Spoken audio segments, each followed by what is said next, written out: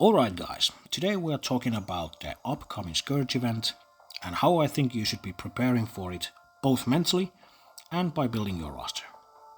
Alright, first of all, I think we need to go back in time a bit to the last Scourge event.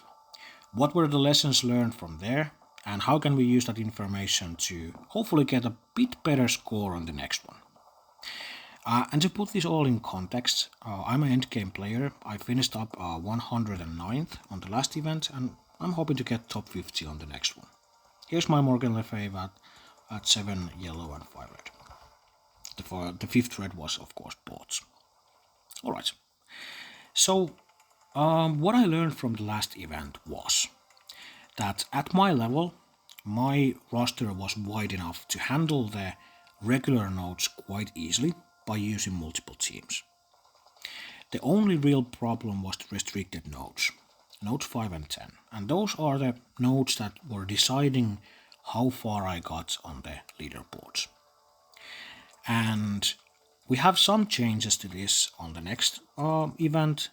Instead of the 9 characters that we have on last event, we'll have 15 characters on the next one. We could think about a little on the reasons behind this. I'm pretty sure that Scopely got some angry feedback about the fact that we had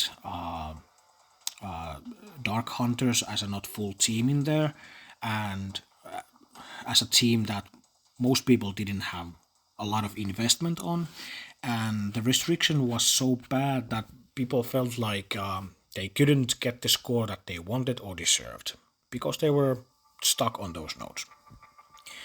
So for this event, I think Scopely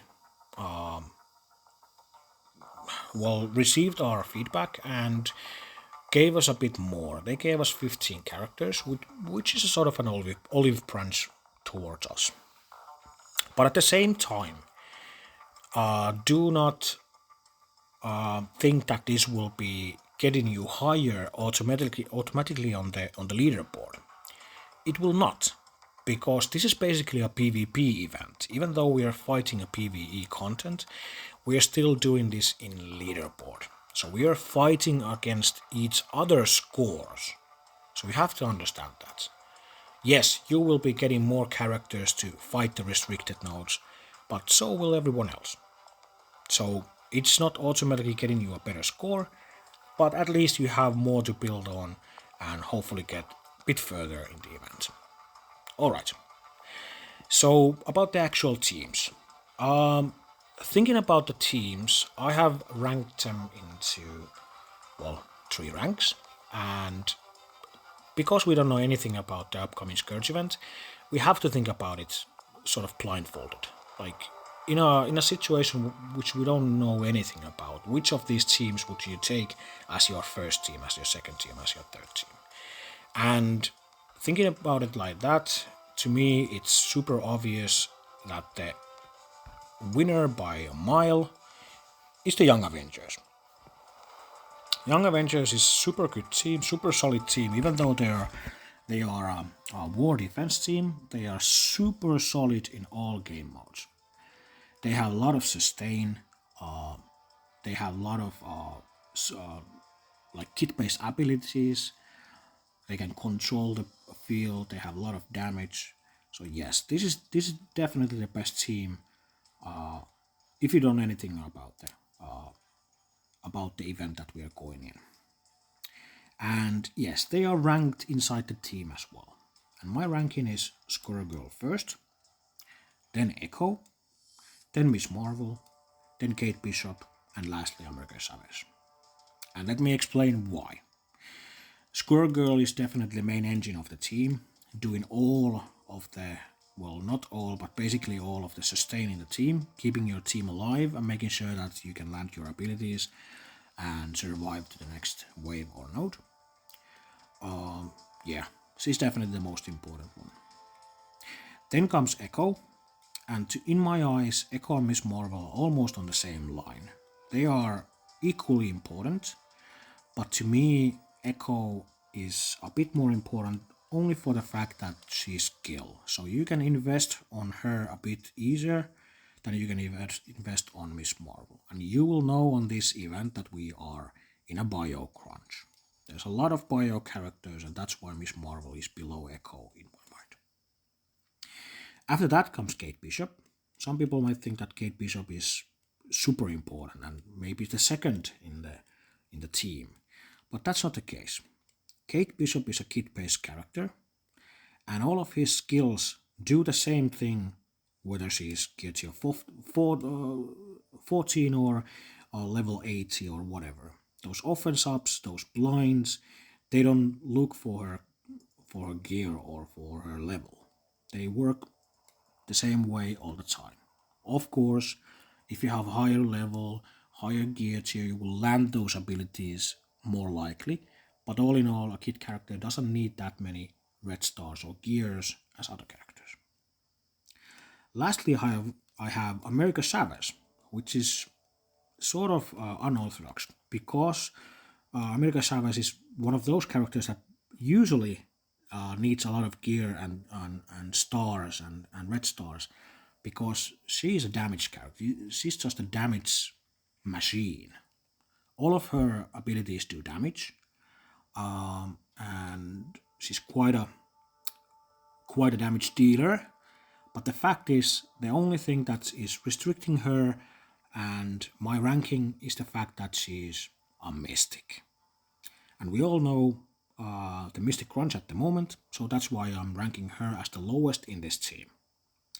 No other reason, but we just happen to have Darkhold, Eternals, Doom, Dormammu. We have all of those guys to be worked on, and America Chavez is just one more, again, mystic character that we need to build on, and it might be hard to get her up to a good level. That's my ranking on the Young Avengers. Alright, next up on the list is A-Force. And this is sort of, it depends. A-Force is a super good team as a four-woman team, but you have to take into account that this is a new team. Spider-Woman, Nico Minoru are super new characters, and we don't know yet how we'll be acquiring their shards, or will you be getting a lot of shards for them before the event. I'm almost 100% sure that you won't be able to farm these guys before the event, but of course there's the Spider-Woman event going on at the moment, so you will get some shards from that. If you have a fat wallet, you might be able to buy these guys, but you have to take that into account because you might not be able to get them to decent enough stars to actually beat those nodes, so it sort of might be you might have to think about skipping those two characters because of the fact that you don't get the stars for those. But I'm gonna get the stars, I'm gonna buy some offers, so I'm gonna be building them up. Captain Marvel and Jessica Jones are definitely good characters on their own, and they are easily slottable to maybe the Inhumans team, so I think you should be working on those.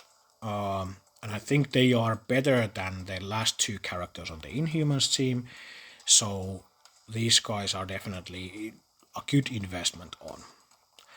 Here you can see the start for the bio crunch. We have 3 bio characters and 1 mystic character, Nico Minoru. So that's something you have to think about as well. Alrighty, let's go to the last team, and they are the Inhumans. If you are an older player and you have already invested on these guys, congratulations. That's sort of the case with me. I have them at this level and I haven't built them up for this event at all. So I have been on this level for quite some time. But now it isn't too big of an investment for me to make them a good team. Just bring them up to level 85. Maybe bring up Quake and Karnak to level gear tier 14 and I'm going to be fine. But this is definitely a good basis for your hybrids, your possible hybrids, and sort of inside ranking of this team should be definitely Black Bolt and Yo-Yo first. I think they should be working as a tandem. Black Bolt on his own isn't a great character. He's super slow. Yo-Yo makes Black Bolt good, and Black Bolt makes Yo-Yo good. So they are sort of rank 1 together. Then there's Crystal as a good rank 2, and there's a good hybrid for you. Black Bolt, Yo-Yo, Crystal, Captain Marvel, and Jessica Jones. If you can't afford to use the new characters, you can definitely do a team out of those. Karnak and Quake come as the last, and Karnak is a bit better just because of the fact that he's a skill character, so you should be having a bit more gear for him instead of Quake.